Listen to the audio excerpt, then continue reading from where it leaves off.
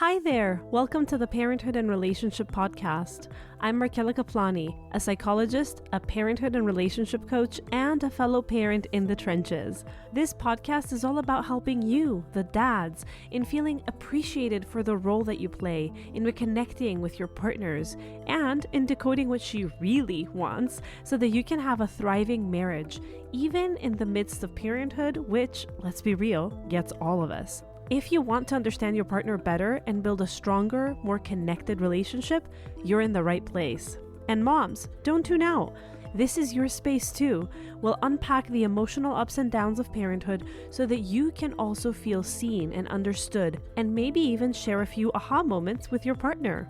So whether you're here to strengthen your bond or just to hang out and chat about this parenthood journey that has us all twisted in knots in the most wonderful ways, I am so glad you're here. Let's get into today's episode. Hi there, and welcome back to the Parenthood and Relationship Podcast. I'm Markela Kaplani, and if this is your first time tuning in, I'm so glad you're here. If you've been with me for a while, words can't describe how grateful I am that you're here with me. Your support means a lot. This space is all about building stronger, more connected relationships, especially in the midst of parenthood where, everything gets a little bit more intense. Today's topic is a big one. We're diving into resentment, particularly how parenthood can sometimes bring out old, unexpected wounds in our relationships. And I know resentment isn't exactly the word we love to throw around. It sounds heavy, right? But I want you to know this conversation isn't about blaming anyone or saying that anyone is failing for feeling this way. Actually, if you're feeling some resentment creeping in here and there, you're far from alone. This is something almost every couple faces at some point, especially after becoming parents, and we're going to break that down. Resentment at its core usually comes up when things start to feel imbalanced or when needs go unmet. For many of us as parents, this is the kind of feeling that sneaks in through the back door, especially because life gets busy and there's so many responsibilities that we have to juggle.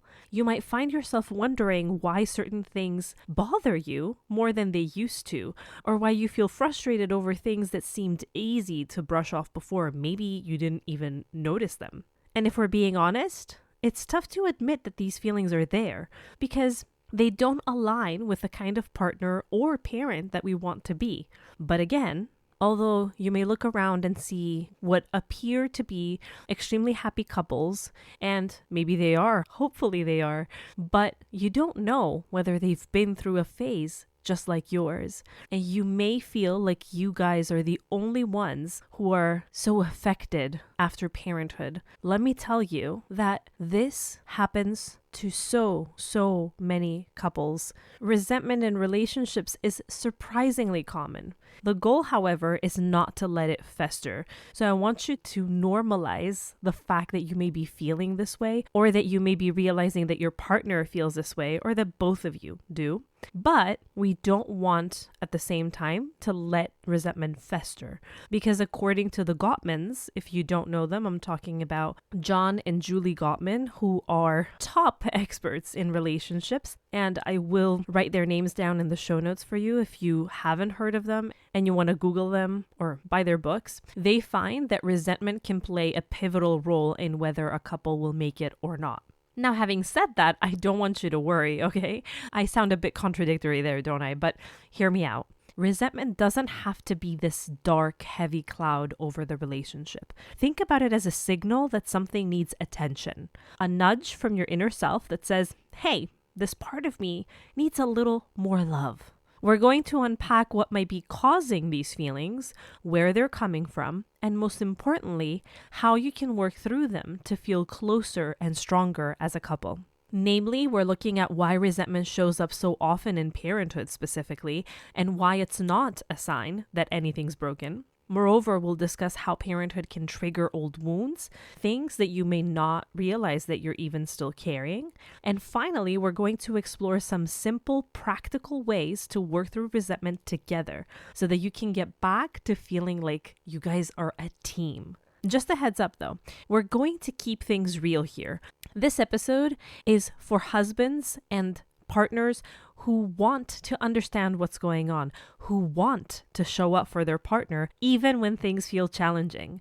And while the lens is focused on you guys, the fathers, get your partner listening in too, because what we're talking about today can help the both of you just the same. So let's dig in.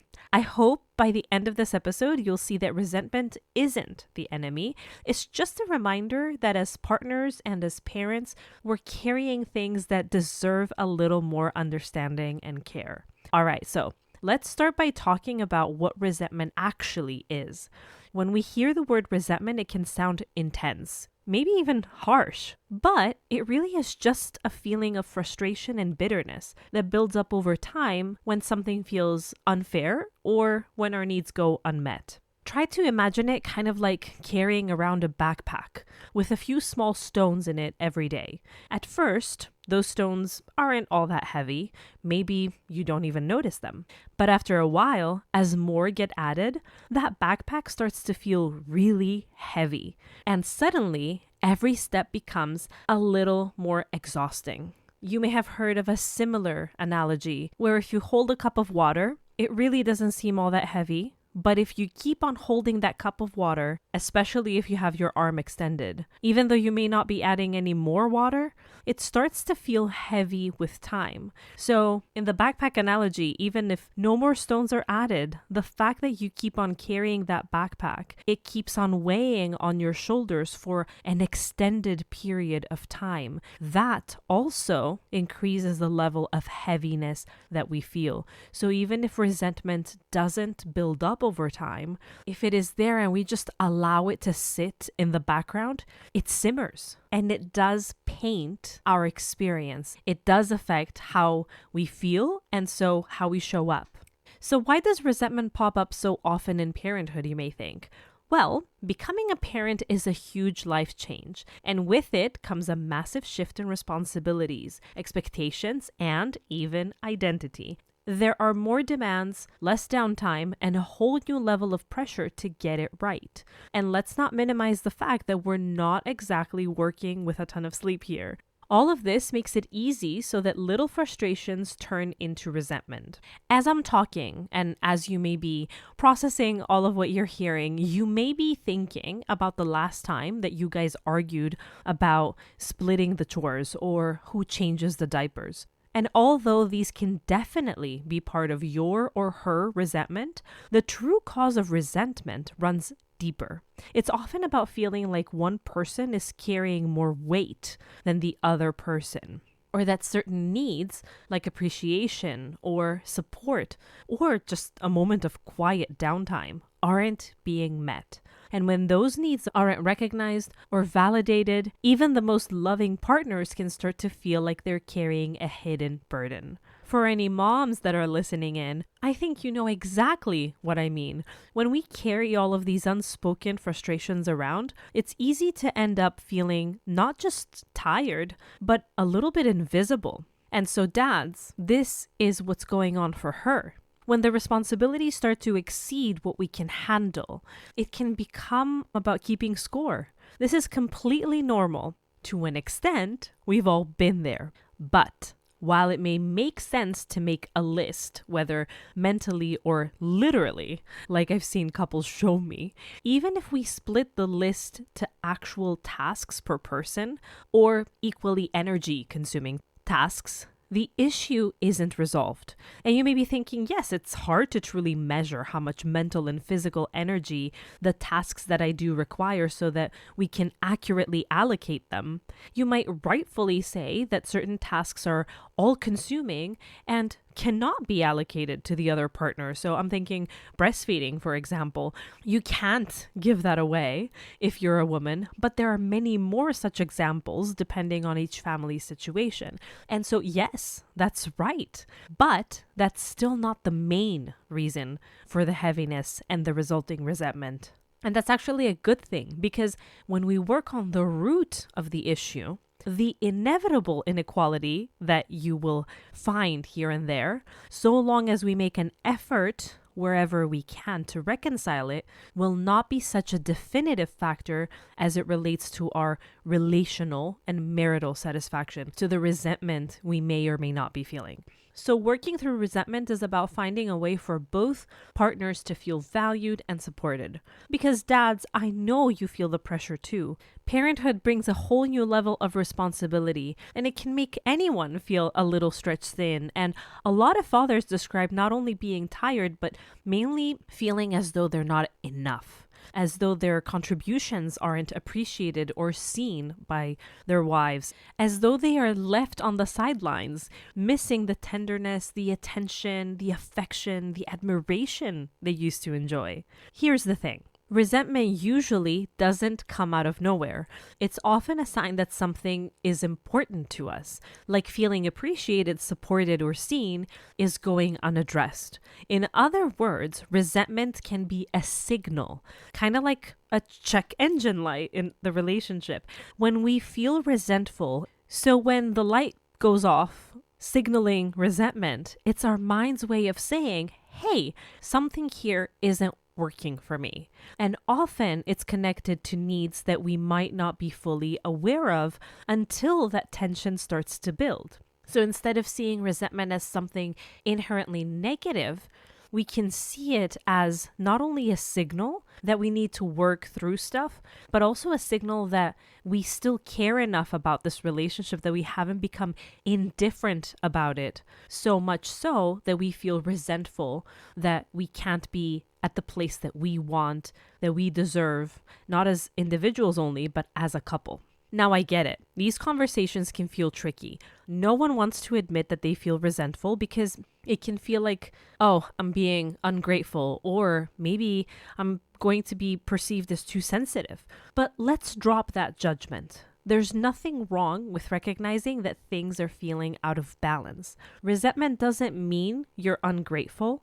It doesn't mean you're not fully committed. It just means you're human, and sometimes things need adjusting. By the way, that goes for both of you. Moms and dads alike, no one's immune to these feelings.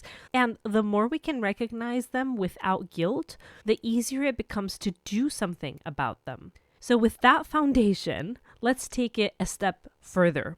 Because interestingly, resentment isn't about what's happening in the present. It's often connected to things from our past, old wounds, inner child trauma that parenthood can unexpectedly bring to the surface.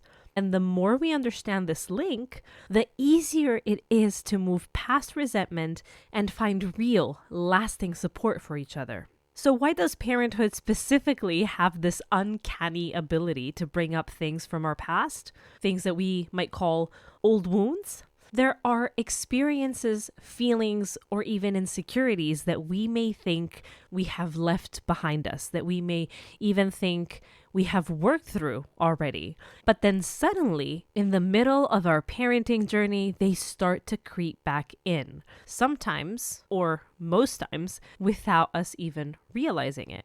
Parenthood isn't just a new chapter, it's a whole new book. And with that, we're not just dealing with our present day roles as parents, we're also bringing in our own childhood experiences, our own memories. And sometimes, well, it's like our past has a seat at the table. And if we don't pay attention, those old wounds can influence how we respond to each other, especially in moments of stress and exhaustion. It's not like these wounds didn't exist before kids. It's not like they didn't subconsciously affect how we thought about things, how we perceived each other's actions, how we felt about one another. But here's the thing. We're not our best selves every day. And on days or phases, kind of like parenthood, where we are more stressed, where we may not be feeling so centered because we're running around doing all the things and trying to keep everything together, it is way harder to keep these old wounds in check. Things that I would have perceived the wrong way, I can process them better if I have the space, the bandwidth, physically, mentally, emotionally, to take a step back and reconsider and understand and be compassionate with the other person and think to myself that, hey, this is probably not the best reaction. This is probably not the most rational way to react to this. And maybe I recognize that it's coming from an old wound. Maybe I've done my share of therapy. Maybe I don't, but I'm much more able to kind of read the room, assess the situation, and pull it back. But when we become parents, it's not the children that are the problem, but the fact that parenthood in itself is inherently a stressful activity to be having. And so when these old wounds and the inner child trauma and our triggers start being pushed, well, now I'm not at my center, so I cannot at that moment understand that I am being triggered. And so things that I would let slide, things that I would not comment on, things that I would say to myself, why am I feeling so strongly about this? Come on. And I could easily work through them. I no longer can. The scale changes. If I could deal with it most days in the past, I'm probably not able to deal with it on most days in the present, which is a much less self-connected present, right? When we start to peel the layers, every single time the couples that I see in my private practice will realize that although they came in attributing their issues to becoming parents, to the stress of raising children, we start to see the problems didn't suddenly spring up due to parenthood. The roots were there before. It is a fact that their issues became amplified after parenthood due to the stress of raising children, which has caused these problems to take a different form and to be much more visible. It's just that it was easier to bypass them before, to deal with them, to suppress them. But in parenthood, especially when the children are at their younger years, we tend to run on fumes. And so we're not in a place of being able to let go, to ignore, or spend any of our energy suppressing or excusing things that nag at us. Resolving them becomes a necessity so that we can conserve energy. But coming at it from this demanding place, from this desperate place, automatically strips us from the ability to show compassion. We become adamant, go solve your issues because I can't deal with this. And trying to get to a better place from that kind of a stance, it becomes nearly impossible to see positive results. So let's break this down with a few examples, because sometimes these old wounds can be subtle but powerful. Let's suppose that you feel resentful because you believe your partner does not see your efforts or appreciate you. Well, in that case, maybe growing up you felt like you weren't always acknowledged or valued for who you were. Now, as a parent, if you feel like you're doing a lot of unseen work, whether it's fixing things around the house, balancing finances, changing the diapers, or being emotionally available, it can start to trigger the old feeling of being unappreciated. These little things, as you can see, like not getting a thank you or feeling like your efforts go unnoticed, can feel much bigger now because they're touching on the old wound. Here's another one that comes up a lot. Differences in parenting styles. Maybe you and your partner have a disagreement or recurring arguments over how strict or relaxed you're going to be with the kids, over whether to co-sleep or not, over using gentle parenting or a different approach.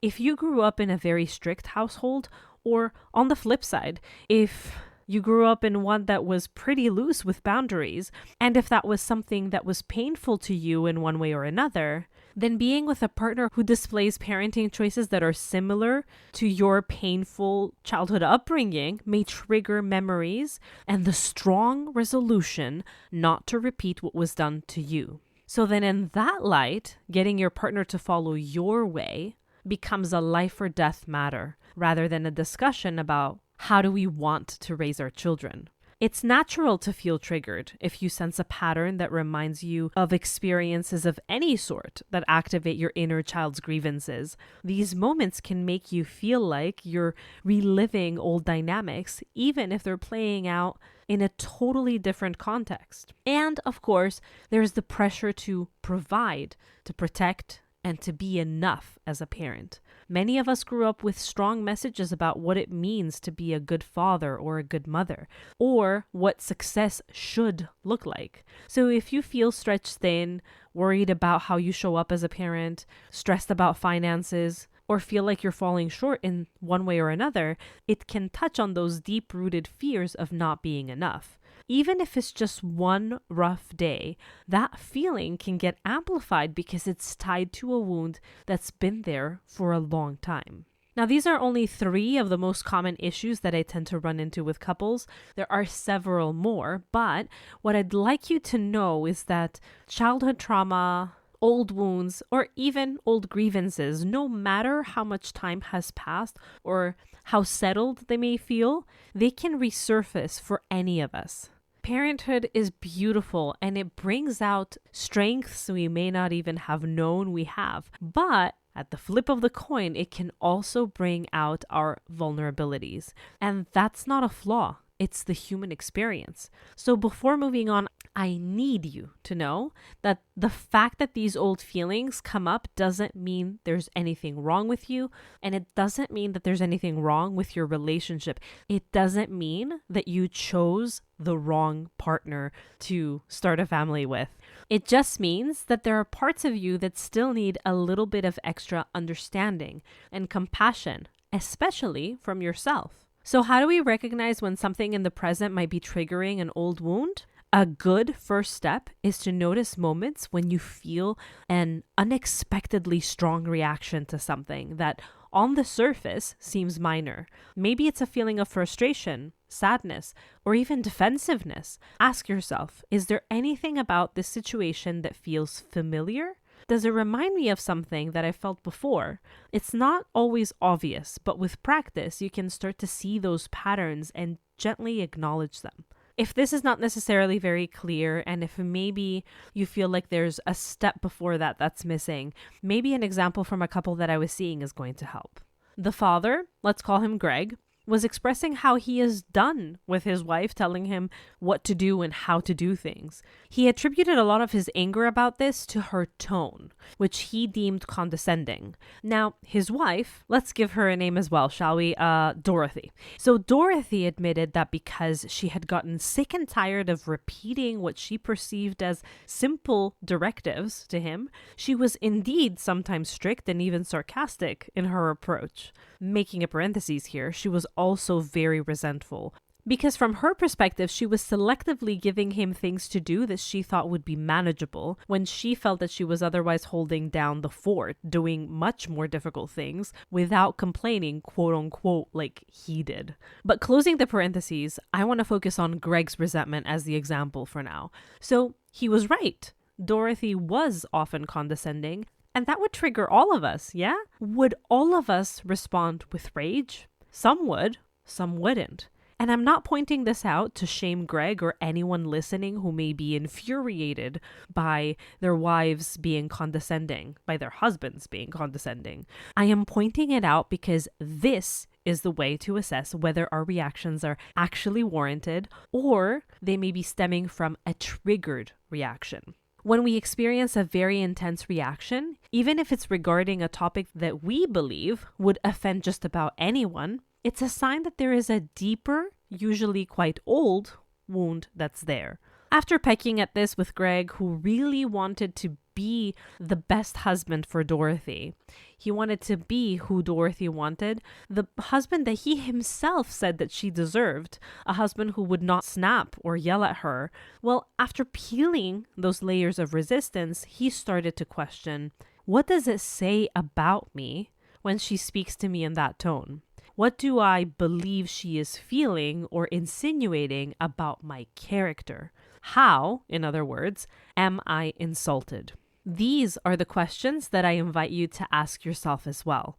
It may be really helpful to look at it from this lens. What Greg unearthed was that he was dismissed a lot in childhood, that he wasn't admired or valued very much, and that the fact that Dorothy, who seemed to look past his flaws before, had now started pointing out every single thing, made him feel like he was a kid again. One that was not worthy, one that was not capable, one that felt unloved. Now, did this resolve Dorothy's resentment? Did it resolve the practical matters magically when we discovered it? No, that's for another episode to discuss. But what it did do is allow Greg to be much more mindful of when his anger started to build and to be much more able, more often than not, to recognize that the rage was coming on before it was so full blown that he was unable to pull back. It helped Dorothy empathize with him and be more mindful not to push his triggers, but to try to go around them to get her point across, giving room for Greg to take his time working through his past and his triggers in our individual sessions. And that was a great place to start. I hope this example gives you a good understanding of how you can dig deeper for yourself and explore potential landmines, I would call them, that may have seemed warranted but signal old wounds or trauma that subconsciously influences your reactions. All of us have them. And as we begin to accept that these old wounds exist, this is a powerful step toward breaking the cycle of resentment. Now you may be thinking, whoa, what's this cycle of resentment? Well, this is a concept which basically is called as such because resentment tends to present a pattern that starts to repeat itself, often without us realizing it, quietly building up over time.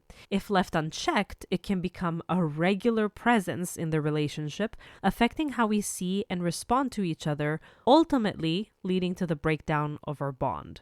I like to picture it kind of like a small crack in the foundation. At first, it's just a little annoyance or an isolated incident. But as these frustrations add up, they start to create a divide. Suddenly, that little crack is affecting the stability of the entire structure.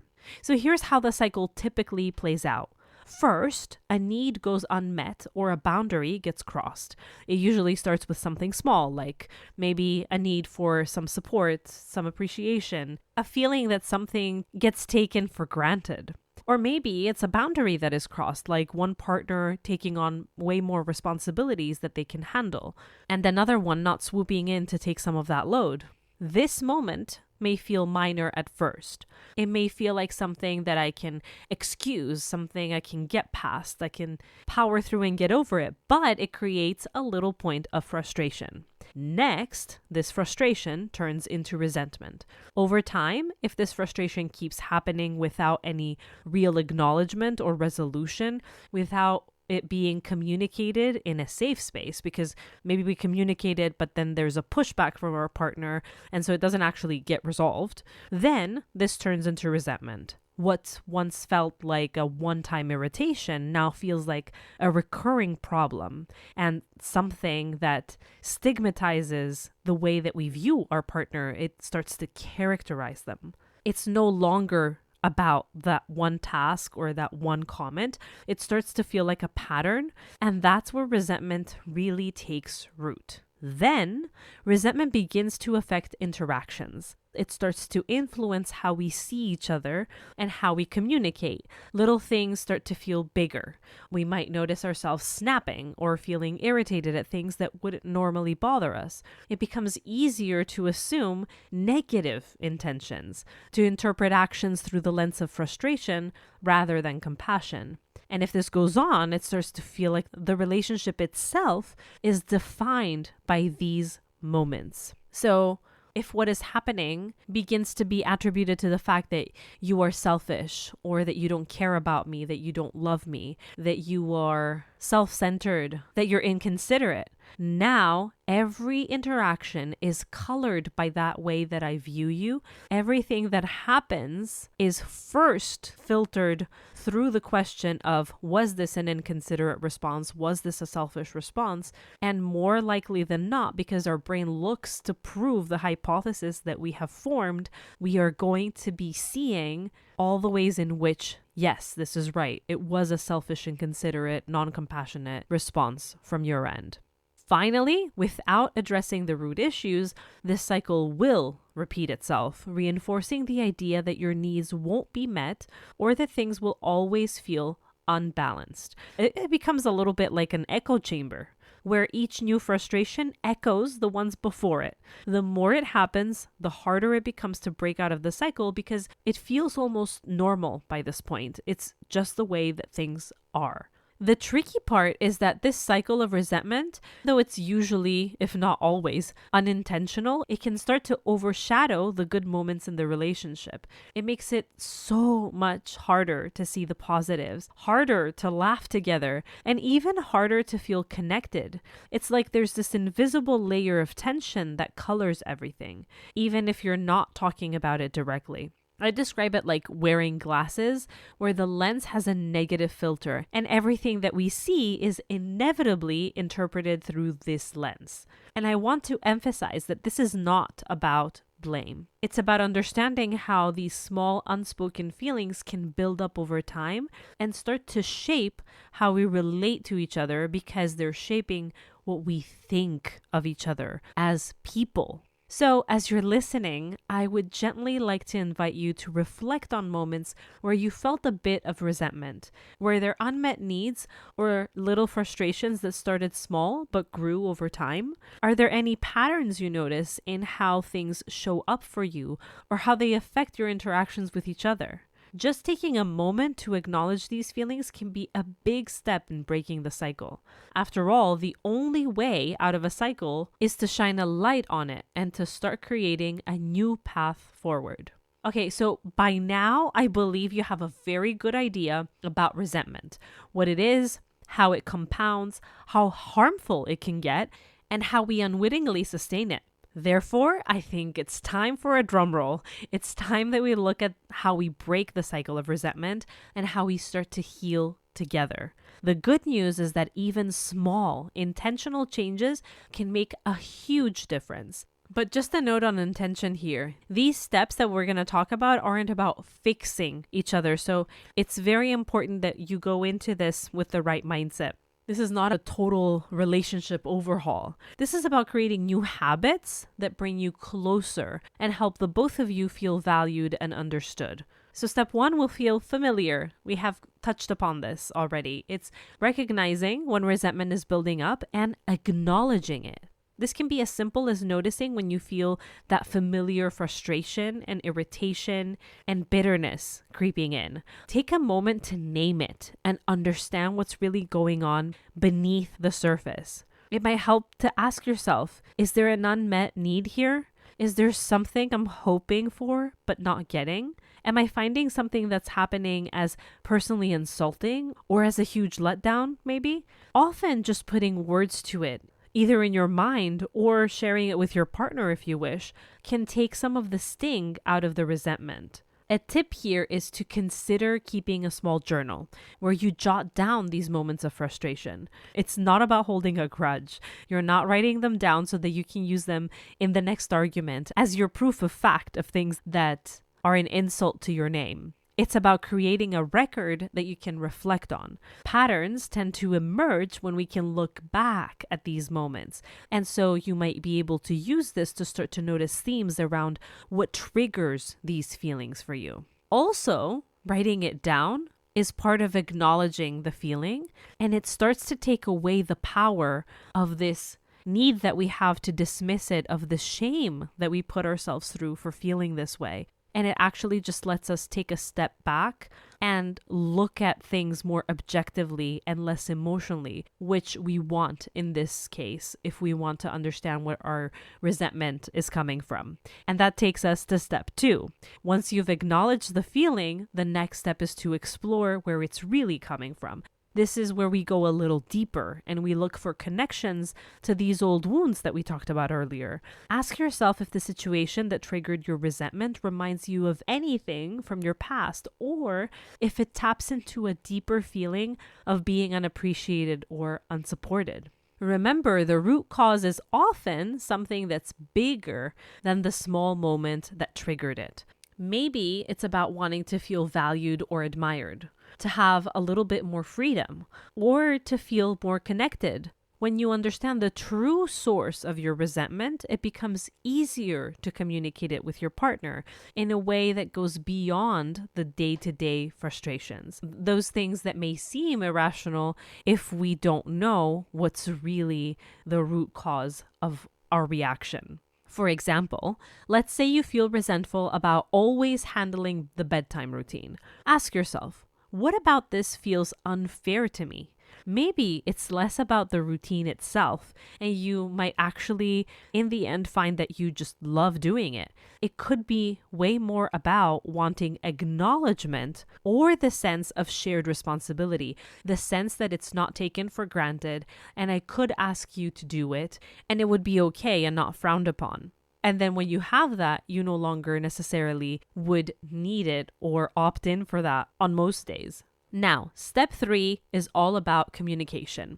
When it's time to share what you're feeling, aim to communicate it in a way that avoids blame. Resentment thrives on miscommunication, and it can quickly escalate if conversations become about who's right and who's wrong. Instead, use I statements to express your feelings. For example, say something like, I feel overwhelmed when I handle the bedtime routine on my own and would love for some help, rather than you never help with bedtime. By focusing on how you feel rather than what your partner is or isn't doing, you create space for a more open and understanding conversation. You disarm them. They do not immediately go into defensiveness. And so they're much more receptive to what you have to say and what you are feeling. Because if they feel attacked, then of course they become self-centered. This is how our brain works. If we feel attacked, we're going to become defensive because it's a matter of survival. And of course, law of reciprocity. It's important that you listen when your partner shares their side. Sometimes just feeling heard can relieve a lot of tension. To help you with having effective communication, I have created the couples communication checklist, which you can get at markelikaplani.com/couples checklist. By the way, if you write a review and email me a screenshot at info@markelikaplani.com, I'll send it to you personally for free as a huge thank you for your support. Moving on to step 4, resentment often sneaks in when boundaries are crossed or when there's an unspoken expectation that isn't being met, like we've said before. So, setting boundaries and clear expectations can go a long way toward preventing these little frustrations from just adding up. This doesn't mean drawing lines in the sand, okay? But it does mean making sure that each person knows what the other needs. For example, if you need an hour on the weekends to recharge, or if you'd like to split specific responsibilities, say it openly. Sometimes we assume that our partner should know, or that if they really wanted to be supportive, they would have thought of it, which then of course leads to the unspoken conclusion that they must not care enough about us to think of doing something supportive. But in reality, clear communication prevents misunderstandings and builds mutual respect. The tip here is to try having a weekly check-in where you discuss what's coming up, how you're both feeling, and any needs or boundaries that might have changed. Think of it as a way to stay on the same page and avoid little frustrations piling up. Now, you might be thinking, hey, I actually express what I want. It's my wife that wants me to be some kind of wizard or fortune teller that I would understand what it is that she wants and do it for her. And so how do I get her to have open communication? That's a very good question. If you need your wife to be more open, and if you want her to understand that you are willing to help, but you want her assistance and support, okay, that's important. If you want her assistance and support in reminding you of the things that you need to do, you need to express it as such. I completely get where you're coming from. If she is very, very angry at you and very resentful about the fact that you're not helping, about the fact that she's told you several times things that need fixing or things that she would love for you to take on, and she is hoping that you will somehow make this a routine and she won't have to ask you again. You may feel like it's unfair. You may feel like it's so simple, just ask me to do it. And you might not understand why it's so important for her that you would take this on without her having to say it again and again, without her having to ask. You may think it's a pride issue. You may think that she's testing you. And so in that case, you're also going to be quite angry, and maybe you're also very resentful with this. So here's the thing. The reason why she wants you to know is because that would signal to her that you're listening. and that you appreciate her efforts and that you are really serious about taking on something on a regular basis, that she can completely let go of the mental load of having to think if it's done or not, and that you have a handle on it. Now, those are quite a few things, right? But if you actually understand that this is where she's coming from, she's not testing you, it's not personal, she's not just looking for ways to blame you or be mad at you, but you understand that what she's really looking for is the kind of support that would help her feel like she's appreciated, like you're paying attention to her frustrations and to where things get difficult and you step in. Now you can address the matter in a different way instead of going into an argument where she blames you for not doing things and then you telling her that you can't know what it is that she wants if she doesn't tell you, and it's not such a big deal if she reminds you. How about you approach it with a recognition? I recognize that me asking you to remind me adds to your mental load, and I have every intention of lightening it. However, I am having a really difficult time knowing exactly what it is that I should be doing. And sometimes I feel like I may be getting in your territory or making things worse, and I don't know if this is something regular or not. Please, what is it that you need me to do? And is it okay if we sit down and I can write it down and I can know that this is a task you want me to take on a weekly basis? This is a task that you would love for me to do on a daily basis. This way you're saying, hey, I'm probably not going to be able to necessarily predict your needs. I'm not going to necessarily remember all the things that you want me to do and how often and in what way you want me to do them. But I am willing to sit down and have you guide me through this so that you can understand that this is not me not caring, but this is really something that is giving me a hard time and I need your support in this. So in order to help you, I need you to help me. And you do need to recognize that this might also add extra mental load and pressure for her, but at the very least, what it's doing is telling her that I really do care about doing this. Give me a chance to prove it, because it's not just about the task that wasn't done. It's about the intention. Did you mean that you wanted to support me? Or just because I didn't remind you, you just got the opportunity to get away with it.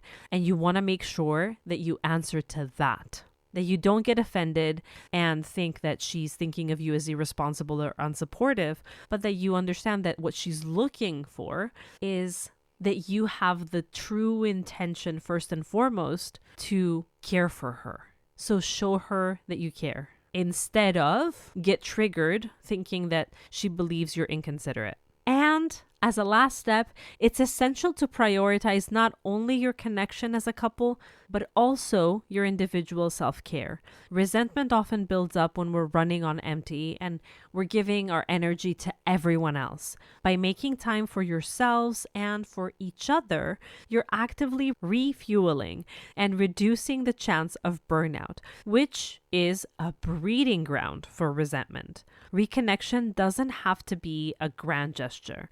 It could be as simple as setting aside 10 minutes at the end of each day to check in with each other or share a coffee before the kids wake up. Small, consistent acts of connection can make you feel closer, and self-care can keep you both more balanced and energized.